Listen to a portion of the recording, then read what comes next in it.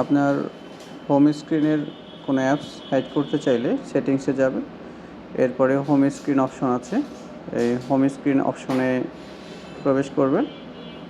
এরপরে একটু স্ক্রল করলে দেখবেন যে এরপরে hide apps on home and apps screens, এটাতে ক্লিক করবেন। এরপরে আপনি যে অ্যাপসটি হাইড করতে চান সেটি সিলেক্ট করতে হবে।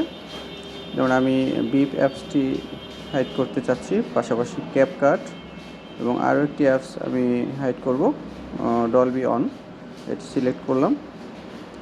তো এটা হাইড হয়ে গেল, 3টি অ্যাপস হোম স্ক্রিনে আর দেখা যাবে না। আবার যদি চাই যে না, এই অ্যাপসগুলোকে আমি আবার হোম স্ক্রিনে ফিরিয়ে নিয়ে আসবো, সেক্ষেত্রে আপনি ওই একই অপশনে যাবেন, hide apps and home screen.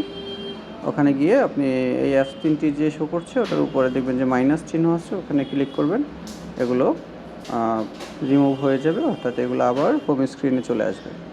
তো বাচ্চারা অনেক সময় দেখা যায় টিকটক, ইউটিউব, বিভিন্ন ধরনের অ্যাপস ওরা বারবার ইউজ করে, সেক্ষেত্রে আপনি চাইলে এভাবে হাইড করে রাখতে পারেন, এটা খুব কাজে আসবে। তো ধন্যবাদ, আল্লাহ হাফেজ।